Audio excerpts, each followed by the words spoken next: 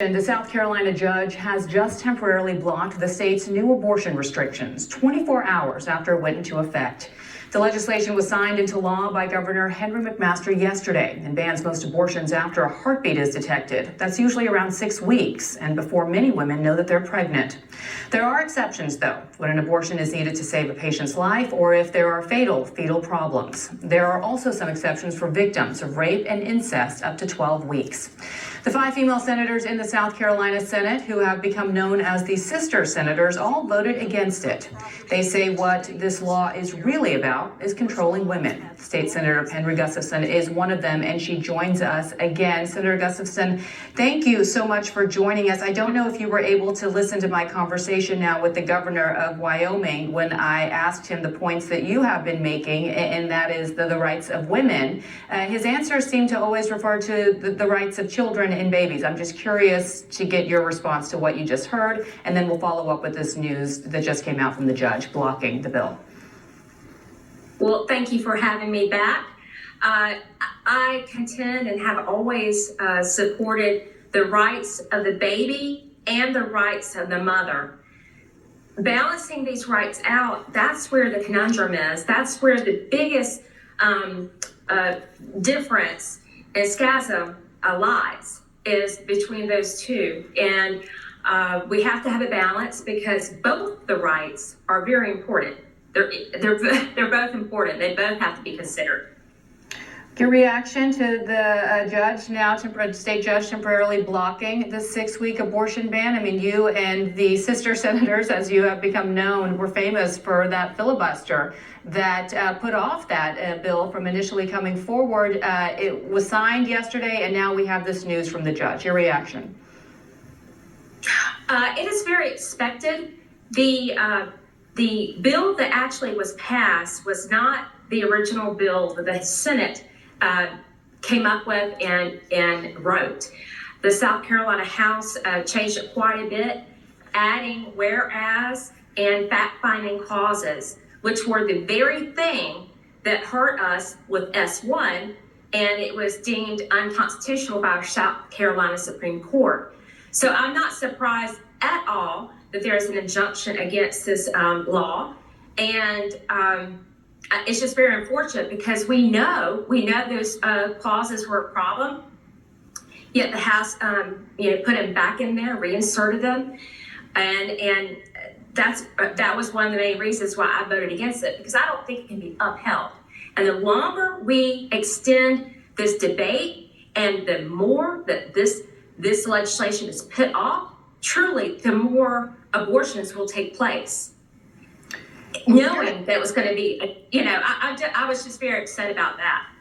Yeah, we should let our viewers know you do not support abortion, and yet you become the face that many have come to recognize in the country, not just in the state, of people who are opposed to this bill. Can you explain why? Well, I'll tell you, I am a Christian woman. I am a mom, and I am a Republican. I have always stated I'm pro-life, I'm pro-mother, I'm pro-women. But what I haven't been is an abortion activist in any way.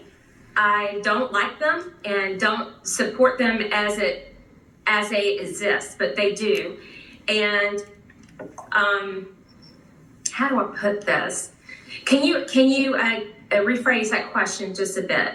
I'm just curious how, given that you are not a proponent of abortion, the woman's right to, the last time I had you on, you were against one of the other sister senators who was calling for a 12-week ban, and you did not support that. And I'm just curious what it feels like to be the face of this movement now, at least in your state, to be against this particular bill. I think it's very important that we do have female leaders who can talk calmly and respectfully to the issue, and to also address the elephants in the room, so to speak, be able to speak above a stigma and be heard. So that is the great thing that's come out of this, is we have this wonderful voice, and I'm very aware of what I'm saying. I'm trying so hard to do the right thing and keep the discussion balanced and going. and not divide anyone in the process. And I do think that's possible to do. That's what I'm trying to show people everywhere, that you can lead and you can be a politician without trashing everyone in your wake. The last time I spoke with you and your fellow sister senators, I was really struck by what Senator Katrina Shealy said in terms of why she was being so outspoken about protecting women's rights and giving women a platform to speak. Here's what she said to me that shocked me so much. We introduced a 12-week abortion ban with all the exceptions, and they wouldn't even hear our bill in medical affairs because they said a woman shouldn't introduce it, that they needed a man to introduce it for it to get heard. And I thought that was just the utter insult to women, that we couldn't introduce the abortion bill or a ban bill because we were women and they didn't think we would get the respect we needed on the floor to introduce a bill that had something to do with our bodies. Now, Senator, there are a few things that surprise me at this point when it comes to politics in our country, but that just shocked me. It is 2023, and the ridiculous notion that men may think that women cannot introduce legislation, specifically legislation that affects women more than anyone else, is just shocking. What is the response that you heard? I was shocked too. I was completely shocked. And found out kind of after the fact that it happened. I knew we had introduced a bill, and it wasn't taken up. But I did not hear the rest of that conversation until fairly recently. It's shocking. It really is. I don't know of another word. Startling, and it's just time. It's just really time that we have more than 5 women in our state Senate. We have 46 members. Only 5 of us are women. And the discussions and the debate and everything else will not really display our perspective until there are more of us there.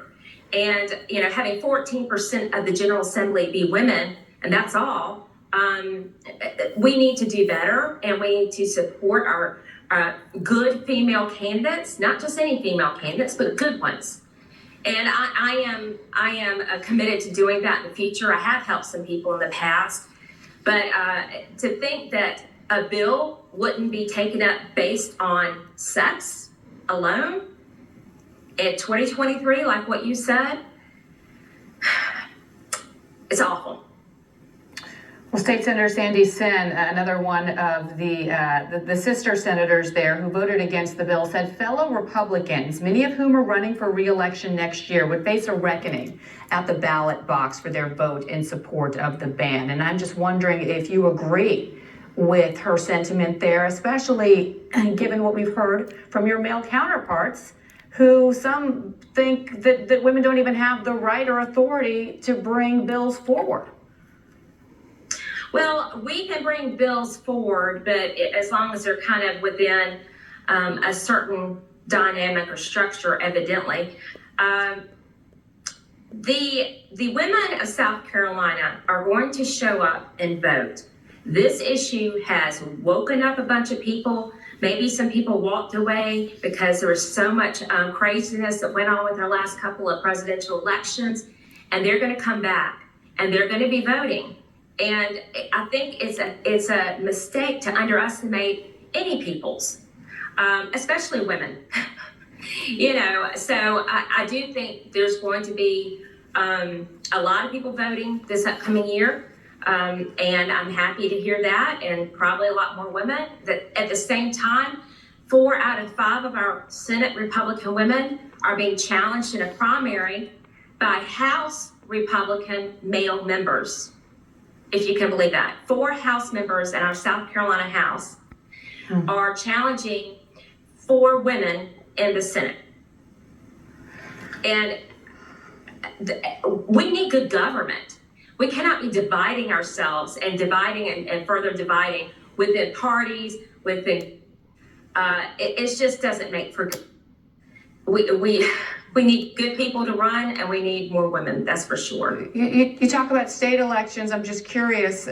We know in terms of presidential elections, former President Trump has suggested that in his view, abortion is a losing issue, though he hasn't given a definitive stance on where he stands on it and any legislation that he would put forward. But we do know that two other candidates who have entered the race, and that is Florida Governor Ron DeSantis and Senator Tim Scott, have offered their views. Here's what they've had to say on it. I'm 100% pro-life conservative. As President of the United States, I would sign the most conservative legislation, pro-life legislation that can get to my desk. Dobbs returned the issue to the elected representatives of the people. And so I think that there's role for both the federal and the states. Will those hardline takes help or hurt Republicans in the presidential election, in your view? All I know is abortion is one of the most dividing issues of our generation. And whatever view that one takes, it needs to be done with some empathy and kindness wherever you stand. Senator Scott, I think he's trying to find consensus and middle ground with our South Carolinians and his stances. I know former Governor Nikki Haley has made formal opinions and statements about abortion. So has Nancy Mace, our Congresswoman Nancy Mace of South Carolina. I had said previously the federal government needs to stay out of this since Roe versus Wade was overturned and made those decisions go back to the states.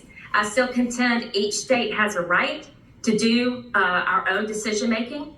And that's what the Supreme Court of the United States has called us to do. So I'm not sure how that's going to work out with the federal government, with the federal mandate, or restrictions or parameters. And then again, coming to some consensus seems to be really, really tough. Yeah. Well, State Senator Patrick Gustafson, never a dull day. We'll continue to follow this case in South Carolina, as we noted just moments ago, temporarily blocked by a state judge. We appreciate your time today. Thank you. Thank you. Could I possibly add one more thing? Of course. Oh, thank you. I just want to do just say a quote from our Ronald Reagan, President Reagan, who all Republicans and conservatives revere. The person who agrees with you 80% of the time is a friend and an ally, not a 20% traitor. We have got to keep our common ground and work from that point. Thank you so much for having me. Thank you so much for joining us.